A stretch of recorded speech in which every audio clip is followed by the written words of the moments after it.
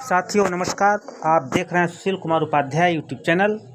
लगातार पूरे देश में बेरोजगारी को लेकर लोग संघर्षरत हैं। हम बात कर रहे हैं देश में 5.5 लाख साक्षरता कर्मी जो कि लगभग 26 राज्यों में काम करते थे। सरकार ने इनको बाहर का रास्ता दिखा दिया है।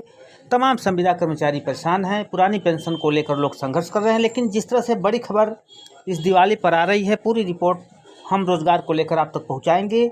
जहाँ पर रोजगार देने की अच्छी शुरुआत धनतेरस के दिन प्रधानमंत्री नरेंद्र मोदी ने मेगा रिक्रूटमेंट ड्राइव की लॉन्चिंग की। इसके तहत 50 केंद्रीय मंत्रियों ने अलग अलग लोकेशन पर 75,226 युवाओं को नियुक्ति पत्र यानी अपॉइंटमेंट लेटर सौंपे। इस ड्राइव के जरिए अगले 1.5 साल यानी दिसंबर 2023 तक 10 लाख युवाओं को नौकरी देने का टारगेट है। क्या जानकारी आ रही है नई दिल्ली से, हम पूरी रिपोर्ट आप तक पहुँचा रहे हैं। देश कोरोना महामारी के कारण पैदा हुई भयावह बेरोजगारी से बाहर आने लगा है। बावजूद इसके अब भी स्थिति संतोषजनक कही जा सकती है। विपक्ष खासकर कांग्रेस बेरोजगारी के मसले पर मोदी सरकार को घेरने का कोई मौका नहीं गंवाती है। बीते सितंबर में जब 8 चीते विदेश से लाए गए तो उस समय कांग्रेस पूर्व अध्यक्ष राहुल गांधी ने ट्वीट किया कि 8 चीते तो आ गए, सरकार को भी 8 साल हो चुके हैं। हर साल 2 करोड़ नौकरी देने का जो वादा किया था उसके मुताबिक 16 करोड़ नौकरियाँ का क्या हुआ। वैसे बेरोजगारी जैसे गंभीर मसले पर राजनीति कोई नई बात नहीं है, ये हर दौर में जारी रहती है। देश की बेरोजगारी दर 8.28% तक पहुंच चुकी है। विश्व बैंक की रिपोर्ट में 2020 के मुताबिक भारत में 23.2% युवाओं के पास ही नौकरी है। इस संदर्भ में पाकिस्तान, श्रीलंका और बांग्लादेश सरीखे देश भी भारत से बेहतर स्थिति में है। Ministry of statistics and programme implementation द्वारा 14 जून के जारी आंकड़े के अनुसार इस वर्ष की पहली तिमाही में शहरी बेरोजगारी दर 7% से अधिक है। विपक्षी दल हालिया भर्ती अभियान को 2024 तक महासमर के राजनीतिक दाव के रूप में देखते हैं। निसंदेह किसी लोक कल्याण की सरकार का पहला नैतिक दायित्व है कि वह हर हाथ को काम देने की ईमानदार कोशिश करे। इसकी घोषणा महज राजनीतिक लाभ हानि के एजेंडे के रूप में कदापि नहीं होनी चाहिए। आए दिन हम भारतीय परीक्षाओं में पेपर आउट होने और कई तरह की धांधली खबरें मीडिया में सुर्खियां बनाते देख रहे हैं। आखिर क्या हो जाए है कि कुछ साथी लोग हमारी प्रतियोगिता परीक्षा को चयन प्रक्रिया में सेध लगाने में सफल हो जाते हैं। सरकार की ओर से चयन प्रक्रिया में धांधली रोकने के लिए जो उपाय टुकड़े टुकड़े में किए जा रहे हैं वे कारगर होते नजर नहीं आते हैं। यह देश की प्रतिभाओं के साथ घोर अन्याय है। सवाल यह भी है कि जब सरकारी नौकरियां सिमट रही है और सरकार गैर उत्पादक खर्चों में लगातार वृद्धि हो रही है तो रोजगार अभियान महज सरकारी नौकरियों तक ही क्यों सीमित रहे। दुनिया में सबसे ज़्यादा युवाओं को देश में हम ऐसे कार्य संस्कृति विकसित नहीं कर पाए जो युवाओं को स्वावलंबी बनाए, निजी क्षेत्र में रोजगार के अवसर वृद्धि कर सके, जिससे देश में उत्पादकता वृद्धि और युवाओं में उद्यमशीलता का विकास हो सके।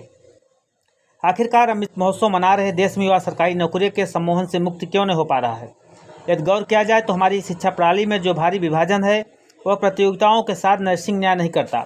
समाज का संपन्न तबका तो महंगे कोचिंग संस्थाओं के बूते प्रतियोगी परीक्षाओं में सफलता के गुर हासिल कर लेता है, लेकिन गरीब और ग्रामीण स्कूलों से निकले छात्र इस कड़ी स्पर्धा का मुकाबला नहीं कर पाते हैं। हमारी चयन प्रक्रिया में तमाम तरह की विसंगतियाँ मौजूद हैं जो प्रतियोगिता के साथ नहीं करती। निसंदेह हमारी शिक्षा प्रणाली भी बदलते वक्त के अनुरूप खुद को ढाल नहीं पाई है।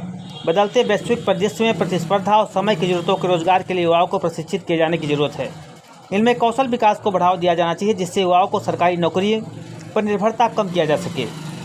विडंबना यह है कि दुनिया के सबसे ज़्यादा युवा के देश में हम रोजगार के पर्याप्त अवसर विकसित नहीं कर पाए हैं। सरकार को निजी क्षेत्र के साथ मिलकर रोजगार अभियान चलाना चाहिए जिससे रोजगार के साथ देश में उत्पादकता भी बढ़े।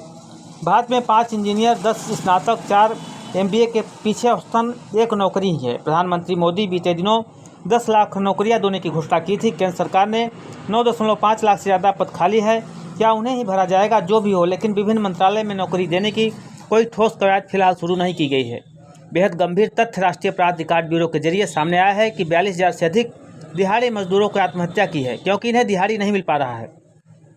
कोई वैकल्पिक काम भी उनके पास नहीं है। देश के 10 राज्यों में मनरेगा के तहत रोजगार की व्यवस्था भी बंद कर दी गई थी क्योंकि उनके पास बजट ही नहीं था।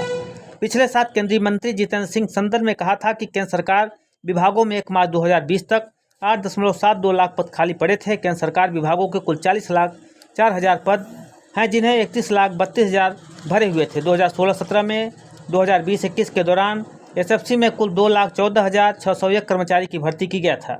साथ ही 2,04,945 लोगों को नियुक्ति दी गई थी। वहीं UPSC ने 25,267 उम्मीदवारों का चयन किया है। आंकड़े के अनुसार वर्तमान केंद्र अभी group gazetted category 584, group B gazetted category में 26,282, वही ग्रुप सी की नॉन गजटेड कैटेगरी में 8.36 लाख पोस्ट खाली है।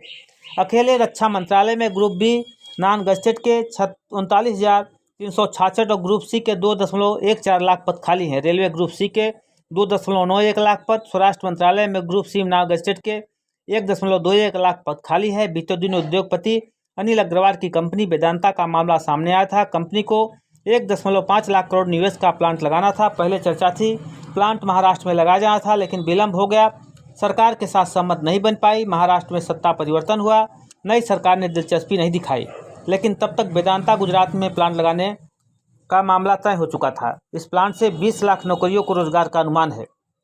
बेरोजगारों की समस्या का समाधान प्राथमिकता से होना चाहिए। इस मामले में राजनीतिक दलों का राजनीतिक परहेज करना चाहिए।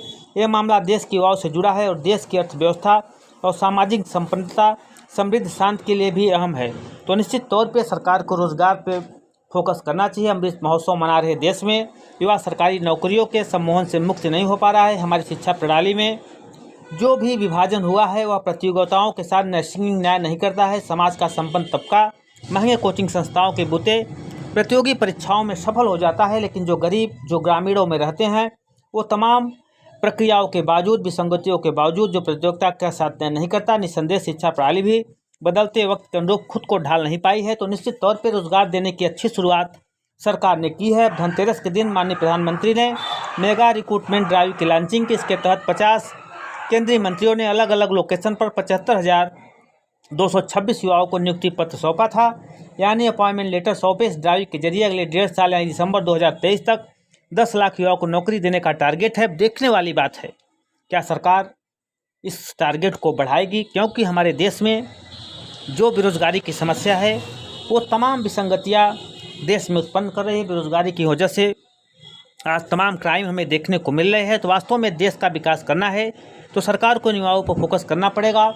संविदा और जो न्यूनतम प्रणाली है, जो 4-6 हज़ार रुपया देकर सरकार जिनको टारगेट करती है उनके साथ न्याय नहीं करती, इससे दूर होकर उनको स्थायी रोजगार देना होगा। केवल गवर्नमेंट सेक्टर में नहीं, प्राइवेट सेक्टर पर भी सरकार को फोकस करना पड़ेगा और रोजगार के अवसर को प्रदान करना पड़ेगा, तभी जाकर देश हमारा विश्वगुरु बनेगा। केवल नेताओं की कोरी बयानबाजी से निश्चित तौर पे न हमारा भला होगा न देश का भला होगा।